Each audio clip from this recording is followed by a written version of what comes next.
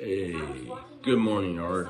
Hey, Clarence, great video, and yeah, I do ask a lot of questions in my vids. That's just kind of style. This type of coach I was too, by the way. I like to ask questions that people come to our conclusions. I talked about the offense earlier, but let's talk defense, and a need is an edge. What do you need? So I think the thing with edge I find interesting, people always associate strictly with either blitzing.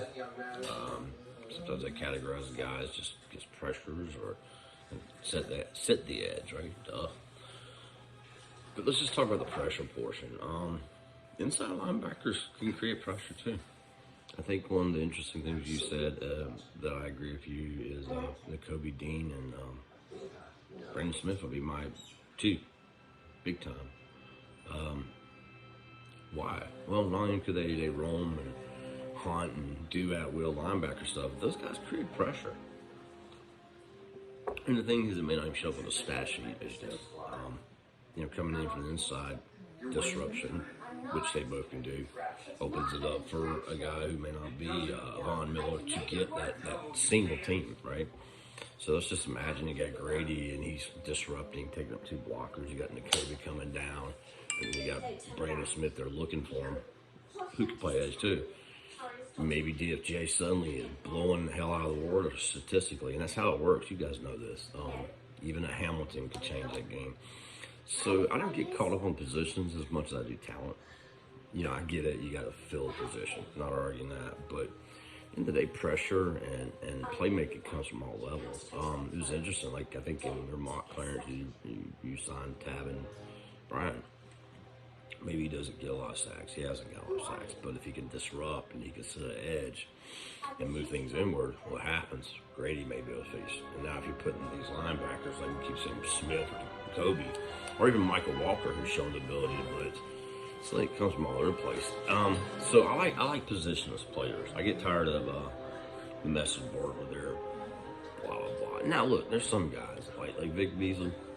He was not a positionless player. Vic should have just been a designated pass rusher, not played nearly as much. Never was a big Tack fan, but again, Tack was not a guy that you need to move around a lot. They're wide non-edge rushers, mostly. I have no idea why Quinn wanted to make them into outside linebackers. God knows what else they did. But then some guys are. I'm big on inside linebackers. This day and age, in my opinion, I can keep bringing it up, but with the way the wide receivers are mutating these large bodies and fast guys, these tight ends like Kittle. I mean, look at Kittle the other day. Dude, you need fast linebackers that are physical. And I think your safety is becoming more and more important too, as we've been talking about for years. The outside corner, yeah, you like them, you want them, but I don't know if they're quite as critical of those elite corners as it is having that middle of the field. I mean, we got stomped just in San Francisco with his key plays to Kittle. So for me, if you go from a needs perspective, Debo's trash. Done. Business decision. Part his ass out. Take the hit. Whatever you gotta do. Trade him off to Dan Quinn. I don't really give a fuck. Look, everybody likes him. Coming out, I believe. Remember you and Clarence, me and you were talking. He should have never been an inside, in my opinion. I don't think he's a middle Mike linebacker. I think he's just a will linebacker. I don't think that he was overrated then. I think sometimes people fall in love with a guy, become too homerish. I mean, he's been okay. He's done some things, but was he Derek Brooks? No. Was he, did he elevate us? Grady keeps coming up, but I'm back. You probably put it all in perspective, what I've said and other people talk. You got a decision with Grady, and I think you said best, Clarence. He's not, you don't want him to be a centerpiece. How do you say this? Non-disruptive. He's a disruptive three tech. He brings a lot to the table. But he's best when you can move him around. They've used him off the edge some, but I don't think Grady's a transformational player. He's in a very good category. He certainly would get paid what he was worth, even if it's expensive. But one can take the argument. It's time to move on too. There's other areas in defense to look at. You know, I like Jordan Davis. But I'll be honest, I like Wyatt just as good. I think interior edges, I think others keep talking about this in Karlaftis and then Thibodeau. But if you really want that edge guy, I think that immediate day one you're gonna have to go up. I don't want to go have a Jermaine Johnson for a #1 pick. So that's where I'm at. I'll probably throw another mock-up later today. Don't know. I'm gonna try to change the scenario a little bit and look at it from a different perspective, which is getting difficult, obviously. Maybe it's a fixture secondary only. And it may be in the best interest, in my opinion, going for to fix areas that you can do immediately and then use some free agency just to get by. So I'm still, look, San Francisco game was disappointing.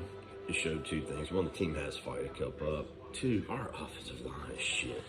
Dude, Mayfield is horrible. He's not getting any better. Mayfield was a swing, tackle, guard, death pick with hopes he'd come better. He's 21. It's not over. I think cut him. He's not the answer. I mean, at the very least, you need to get somebody to compete with him. And I think he could get beat out by, like, say, Kenyon Green or Zion from Boston College. Honestly, think. Or Jameer Saylor out of Georgia. I'm not sure Mayfield. And somebody else, I think it was said we wouldn't be able to tackle. Maybe he would be better at right tackle. It's like opposite dancing, being a left guard. I think he was just a plug-in. Center-wise, I'm not a Hennessy fan. I look back at his stuff. Hennessy was getting tossed around a bit in college. Functional strength was always a question. He's in the league, on his third year, second year. He is not developing the functional strength necessary. Maybe on those old school Gibbs kind of offensive line, but even the young Shanahan uses a stouter center now. I like the Ben Jones concept if you want to bridge it. Ben will bring knowledge of line, but I think center and left guard are just, look at it, we can't get in 1 yard. And back to Jason just said, when we got against the elite team, what happened? Well, that's what happened. We got stuck. One thing positive too is Matt Ryan still got an arm. He can still toss the damn ball, still throws a pretty ball. I don't know how he takes all his beatings, but he does well. I think wide receivers, Zacchaeus is still good for Zacchaeus is, if you can resign him. Gage is definitely good third option, second option. Obviously, Pitt's a rookie line. You want him to be able to use as a tight end, but you know what? Is it the end of the world if he becomes the next Megatron? Not really. I don't care if they make him wide receiver, but you do need help. So, obviously, wide receiver is a big deal. So, that's where I'm at. The team's not in dire straits. The team's not great. It's got a good coach. The schemes are sound. It needs some work. And then I think you said it best, Clarence. You can't go in thinking Super Bowl next year. So, honestly, BPA approach, but that offensive line, bro. Look, 007, post all you want, bro. I want to see it if you want to. We can't make a living like that. I mean, those tape pushes are necessary. And look, I don't know what we have in Dahlman. Honestly, I wish we'd heard me find out what we have in Dahlman. Because maybe Dahlman is a stud. But come on, man. Let's also put this perspective. We all play this draft game, and you guys aren't like the board. Third, fourth, fifth. Yeah, even a second at time, right? Are just draft picks or crapshoots, you know? The expectations we put upon a third rounder that drop are there, or fourth rounder is not just unrealistic. You know, look, can you get players from different rounds that start? Sure, but look across the league. It takes time to develop. It takes time to be better. I mean, so I'm not downing Mayfield. He's got time to remake his body. He's got some valuable experience. I just don't think I think Mayfield's playing about what they said he would be like. He'd struggle with speed rushers as a right tackle. He would, and now you're putting him on the left side. Dude, he's not a left guard. Yeah, I'm sorry. They're just saying, and I think on the center, man, watch Haney. I don't care what PFF says. Watch Haney getting thrown around. He was getting thrown around in college too, by the way. It was always his knock functional strength. The guy's at 24. I mean, come on, dude. I mean, he's a scrub to me. He's a backup. So it should be an interesting offseason. So defensively wise, I think I'm bringing it all together here. Adding a strategic playmaker in general, positionless player, whether it be Brandon Smith, the Kobe Dean combination of both, or and Hamilton are going up and getting a car like this, maybe. I don't know. Maybe you do. We have to Snare or Thibodeau. The kind of game-changing talent, position agnostic, if you prefer, would make a huge difference, because I think the players are starting to get piece of scheme, which is a sound scheme. We do need a playmaker. So it'll be an interesting offense, man. I know I keep harping it, but I don't know how you do shit till you fix that line, dude. It's just run blocking is all fantastic and great, but I mean, you saw third-ranked rushing defense. We left a lot of points. I'm not even sure what 24 points. We left 14 points, maybe 21 points in the game. That's pretty bad, dude. And that's not a quarterback, and a young rookie quarterback wouldn't change that. We really got to figure out how to establish identity. And let's be honest, are we that surprised that, if McGarry's not even something that's impressive? Maybe we get a new right tackle. I don't know. It's going to be interesting. So, anyway, short video. Good morning. I'll post a scenario. I haven't decided how I do it yet, but I'll explain it as usual. And Clarence, I love your scenario if that happened. Nice. I'm good with it.